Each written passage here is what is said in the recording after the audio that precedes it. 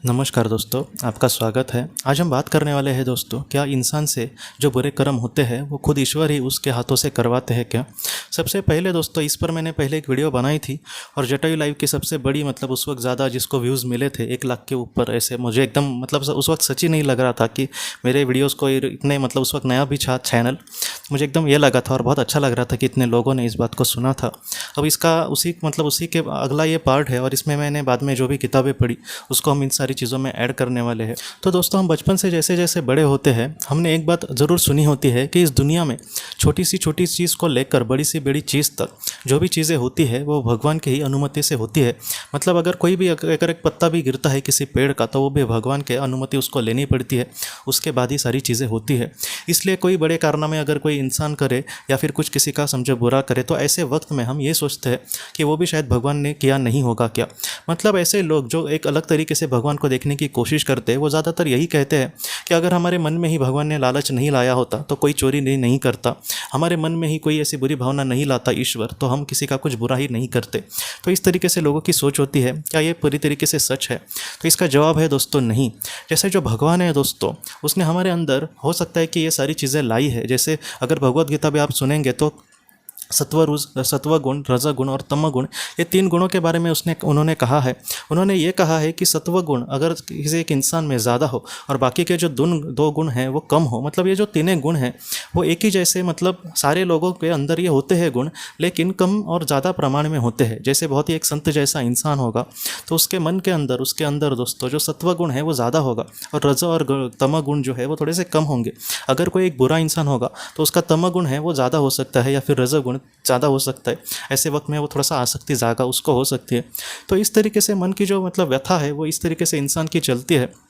तो ऐसे में जो इंसान होगा क्या है कि कोई एक संत जैसा इंसान है, उसके जीवन में कुछ ऐसी चीज़ें समझो आई जहाँ पर उसको कुछ किसी का बुरा करना पड़ सकता है, तो ऐसे समय में वो अपनी जान दे देगा लेकिन कभी भी किसी का बुरा नहीं करेगा।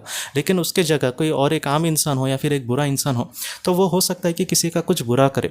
तो ऐसे में हम ये नहीं कह सकते कि उसने अगर कुछ बुरा किया है तो ये जो सारी चीज़ें हैं वो ईश्वर ने खुद कराई है। अगर ईश्वर को करवाई नहीं थी तो वो संत से क्यों नहीं करवाए। ये इस तरीके से इन सारी चीज़ों को हमें देखना चाहिए। जैसे एक उदाहरण के लिए इस तरीके से भी हम कह सकते हैं कि जो फल वगैरह जो होते हैं वो अच्छे कारण के लिए इस दुनिया में लाए हैं, लेकिन कुछ लोगों ने उस फलों को ही सड़ा कर बाद में उसकी शराब बना दी। तो ये इस तरीके से बातें हैं, उस फल को हम बुरा नहीं कह सकते। वैसे ही सत्व, रजा और तम ये जो गुण है हम सबके अंदर है, लेकिन उसका हम किस तरीके से प्रयोग करते हैं वो हमारी आत्मा के लिए और हमारी आत्मा के उद्धार के लिए ये सारी जो चीज़ें होती है वो बहुत ही ज़्यादा महत्वपूर्ण होती है। तो ऐसा कभी भी कोई भी ना सोचे कि हमारे साथ जो हाथ से कुछ बुरा हुआ है तो ईश्वर ने ही करवाया है क्या। कुछ लोग इस तरीके से भी बोलते हैं कि जैसे मुझे किसी को कुछ कहना नहीं था या फिर किसी का कुछ बुरा नहीं करना था, लेकिन हालात ही इस तरीके से आए कि मुझे उस तरीके से उसका कुछ बुरा करना पड़ा।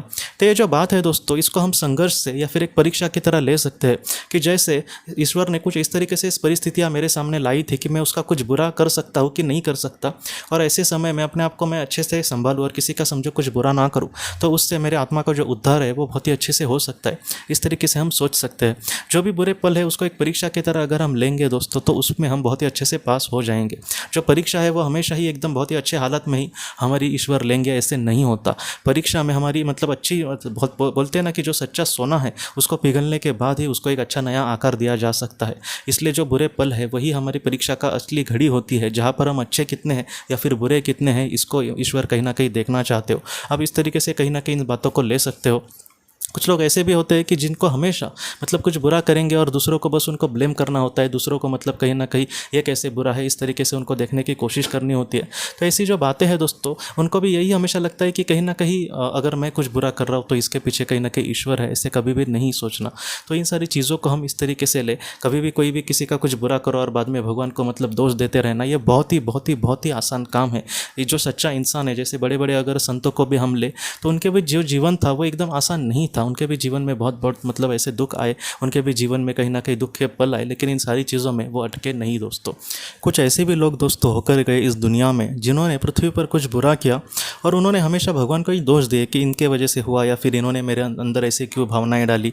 अगर मैं इस दुनिया से चला गया और इन कर्मों की वजह से अगर मुझे उस कहीं ना कहीं सज़ा मिली तो मैं ज़रूर भगवान का ही नाम लूँगा कि उस वक्त उन्होंने मुझे क्यों नहीं रोका या फिर वो मेरे मन में ऐसी सारी चीज़ें क्यों उन्होंने डाली। तो जब दोस्तों ऐसे ही लोग जो बुरे लोग थे इस दुनिया में, वो जब आत्मलोक में चले गए तब उन्होंने ये देखा कि वो बहुत ही निचले स्तर पर थे और ऐसी वहाँ पर कंडीशन थी दोस्तों कि जहाँ पर ब्लेम डालना दूसरे पर तो छोड़ दो, वो अपने आप को ही दोष दे रहे थे कि मैं क्यों नहीं समझा। जहाँ पर मुझे कोई बड़े बड़े लोग भी समझा रहे थे, या फिर मेरा दोस्त हो, या फिर कोई हमारे माता पिता हो, वो हमें उचित मार्गदर्शन करने की कोशिश करते हैं, लेकिन उस वक्त हम हमारी कहीं ना कहीं धुन में होते।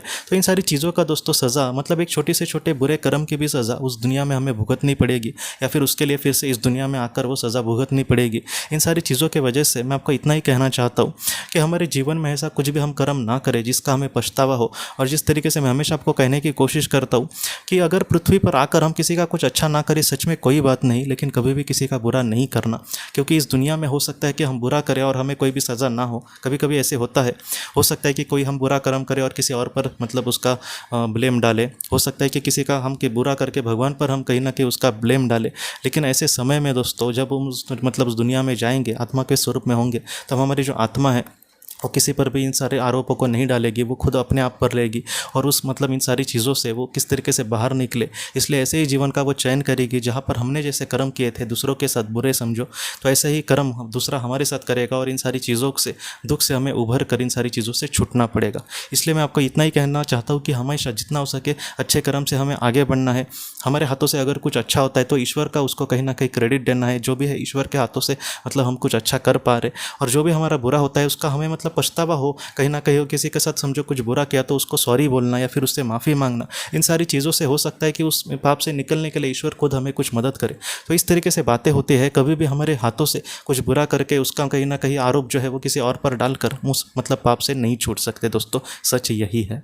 तो दोस्तों हम अपनी अगली वीडियो में किसी नए विषय को लेकर मिलेंगे। तब तक आप अपने परिवार का ख्याल रखना।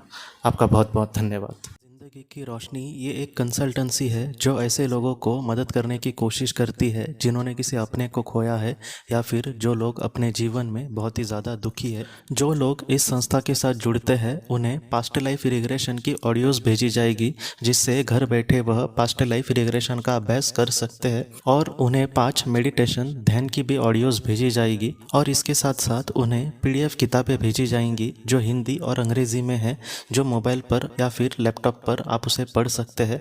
और 10 ऑडियो बुक्स भी आपको भेजी जाएंगी। तो दोस्तों अगर आप इस संस्था के साथ जुड़ना चाहते हैं तो कृपया इस नंबर पे व्हाट्सएप मैसेज करें। आपका बहुत बहुत धन्यवाद।